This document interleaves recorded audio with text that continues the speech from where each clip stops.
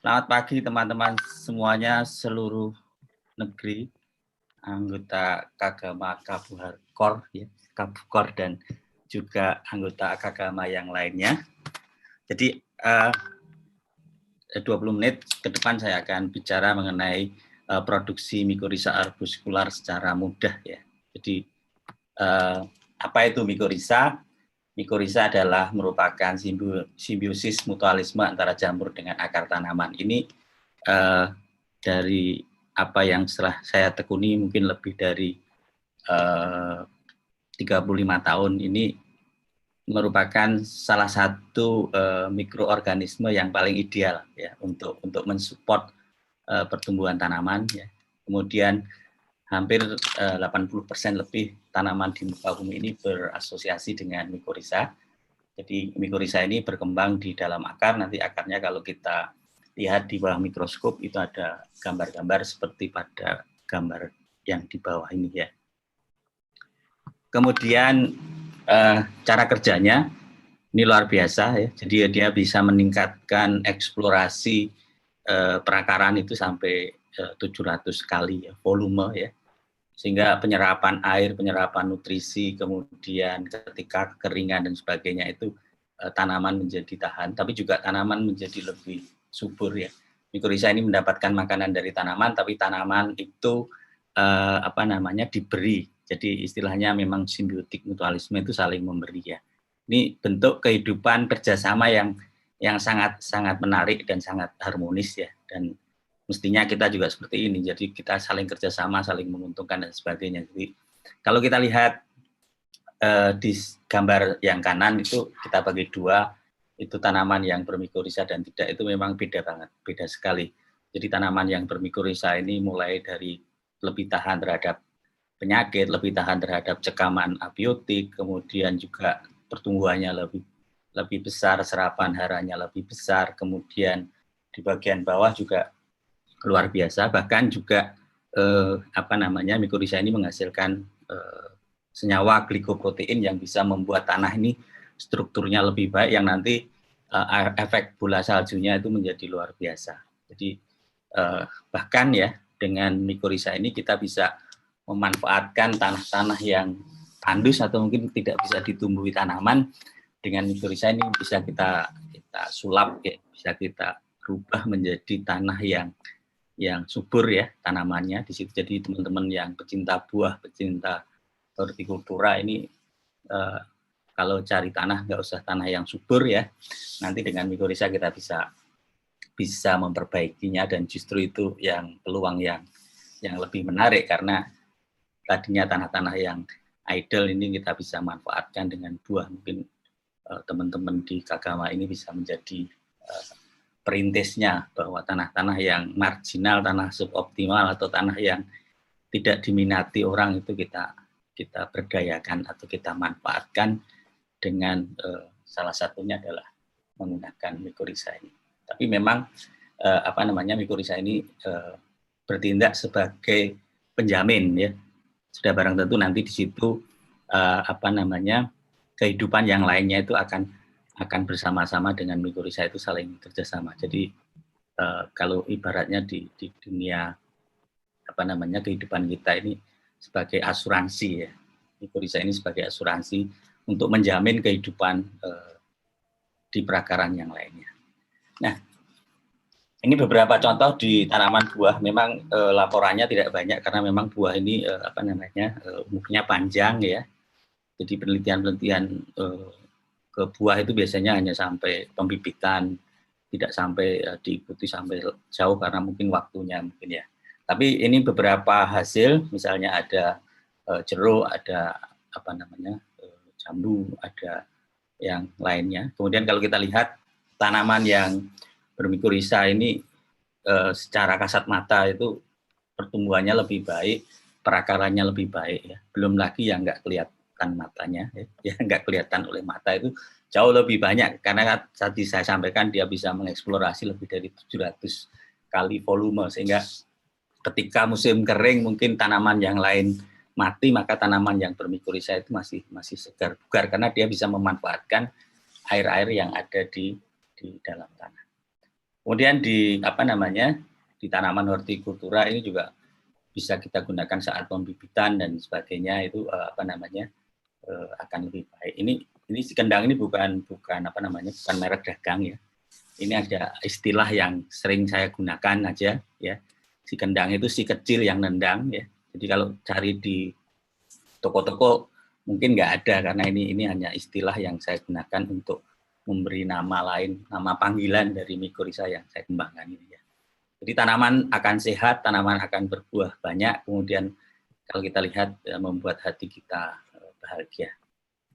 Nah, di model hidroponik ya dengan irigasi tetes ini juga menarik sekali. Mikorizа ini bisa membuat tanaman ini sehat, segar bugar, bahkan kalau kita lihat ini dengan mikorizа ini kemanisannya ini tembus di 15,4 ya untuk melon, rock melon. Kemudian produksi itu harus kualitasnya baik, berstandar, kemudian bebas dari kontaminan, makanya salah satunya adalah menggunakan zeolit, kemudian pasca panennya seperti apa. Tapi yang akan saya ajarkan di sini yang sederhana yang teman-teman bisa lakukan. Nah ini contoh produksi ya, mulai dari apa namanya produksinya memang menggunakan tanaman, bisa jagung, bisa sorghum ya, bisa rumput-rumputan atau bisa yang lain. Kemudian medianya adalah zeolit. Kemudian tanaman ditanam nanti setelah 8 sampai 10 minggu atau mulai berbunga itu kita hentikan penyiraman menjadi kering seperti ini. Inilah sebenarnya saat yang sangat kritis untuk produksi mikorizа karena disitulah terbentuknya spora dan hifa-hifa yang ada di perakaran menjadi lebih banyak. Setelah itu nanti medianya kita apa namanya kita gunakan sebagai inokulum, termasuk akar-akar yang tumbuh di situ kita potong kecil-kecil dan ini bisa kita kemas ya. Jadi nanti kalau kita cek akarnya itu akan ada bentukan seperti ini, itu pertanda bahwa di situ mikorizanya itu tumbuh dan berkembang. Memang yang menjadi kendala adalah mengenai apa namanya panjangnya proses produksi yang bisa tembus di 14 sampai 19 minggu tergantung panasnya dan sebagainya. Jadi kadang-kadang orang tidak sabar. Tapi kalau apa namanya ini yang kami lakukan, kita punya 9 apa namanya satu ada company di Ponorogo itu yang kerjasama dengan kita itu punya kapasitas produksi sampai 2.000 ton per tahun ya. Ini model yang dia kembangkan sederhana, investasinya murah ya. Jadi biaya produksi mikorizа ini hanya sekitar 3 ribuan ya. Kemudian harga jualnya bisa 15 sampai 20 ribu. Jadi bisnis yang cukup menggiurkan sebenarnya, terutama kalau punya pasar yang baik atau punya marketing yang lihai itu ini menjadi peluang yang sangat baik ya. Ini kalau di skala industri kita bisa pakai vertigasi otomatis sehingga 6 greenhouse itu cuma di pekerjanya 2 orang ya.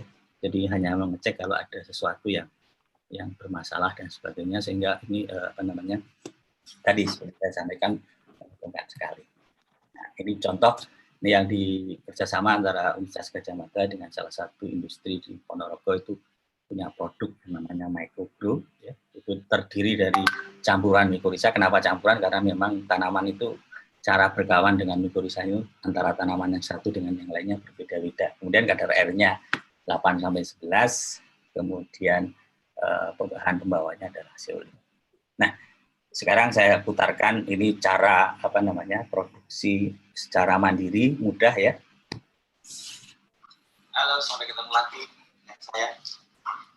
Saya akan menerangkan bagaimana memperbanyak mikorizа secara cepat dan sederhana. Jadi kalau kita beli di toko online atau di pasar toko pertanian, di 1 kilo itu 30 sampai 40 ribu. Tapi kita akan membuat dengan cara yang mudah dan biayanya nanti tidak lebih dari 3.000 per kilogram. Jadi kalau kita lihat bahan-bahannya, ini nanti kita beli mikorizа yang ada di toko online atau toko pertanian untuk inokulumnya, kemudian beli jagung. Ini sebaiknya hibrida. Kenapa? Karena hibrida ini memiliki tangkapan yang tinggi terhadap mikosa. Ya. Sebaiknya hibrida, tidak masalah nanti sudah di voting dengan tidak atau yang lain itu tidak masalah. Kemudian yang ketiga itu nanti pupuk ya. Kalau di online ada namanya gamma fertilon, ada 2 macam, 1, 2 ya, nanti ada tujuh lengkapnya. Atau kalau tidak menggunakan gamma fertilon itu bisa menggunakan pupuk slow release, misalnya dari Osmocote ya, dengan catatan cari yang warna hijau tua atau yang fosfatnya rendah. Kemudian peralatan yang digunakan ini nanti adalah pot ya, yang mungkin kita siapkan kain kasa untuk menutup lubang di bawahnya. Kemudian media ya. Media ini salah satunya solid. Sebenarnya bisa juga dengan tanah ya, itu bisa, atau dengan bahan induk tanah itu bisa. Kemudian air ya, kita siapkan. Jadi caranya sederhana. Pertama, pot kita lapisi dengan kain kasa, kemudian kita masukkan medianya, kita isi dengan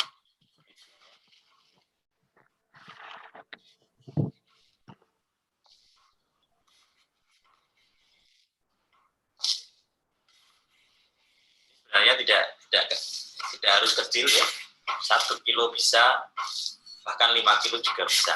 Jadi tergantung kebutuhan kita. Cuma di dalam ini saya menggunakan pot yang kecil. Nah, setelah kita isi, ini kita kasih air sampai kapasitas lapangan. Ya. Kasih air sampai kapasitas lapangan sampai menetes ya. Nah, ini setelah sampai menetes, kemudian kita buat lubang ya. Satu pot ini bisa 3, atau kalau potnya besar itu bisa 5, atau kalau potnya besar lagi bisa 10. Jadi kita kasih lubang ya, yang agak dalam, atau lubang tanam, bisa juga dengan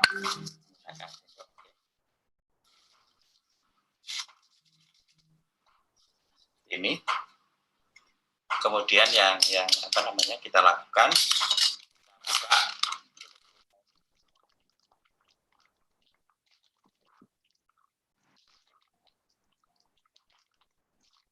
ini adalah saya yang siap.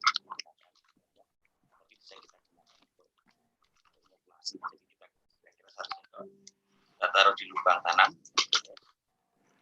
1 sendok di lubang tanam, tanamnya saja, 1 sendok ya. Kemudian yang terakhir ini biji jagung ya, kita tanam, lubang kita isi 2, isi 2. Kemudian kita tutup tanahnya. Setelah itu kita kasih air sedikit ya, biar jagungnya basah. Kemudian nanti kita taruh di atas ya. Jadi ini tadi sampai penanaman. Kemudian nanti kalau kita menggunakan gamma fertilon, 2 minggu pertama menggunakan gamma fertilon 1, tapi kalau dengan 2 minggu berikutnya itu pakai gamma fertilon 2. Tapi kalau dengan pupuk slow release Osmocote misalnya, nanti setelah 2 minggu dikasih pupuk ya, 1 pot ini mungkin cukup 5-6 bibir.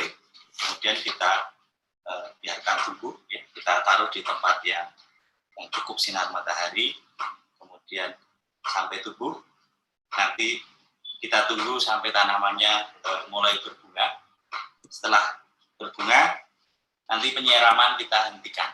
Nah, di sini adalah fase kritis dari produksi mikoisa, karena tanaman akan stres, kemudian mikoisa yang menginfeksi tanaman itu akan akan membentuk spora. Sehingga setelah berbunga dijaga jangan sampai kena hujan atau kena air ya, supaya pengeringannya bisa lebih cepat. Ya. Nanti kalau sudah tanamannya kering, kita potong tanamannya mepet pada permukaan medianya, kemudian kita tunggu sampai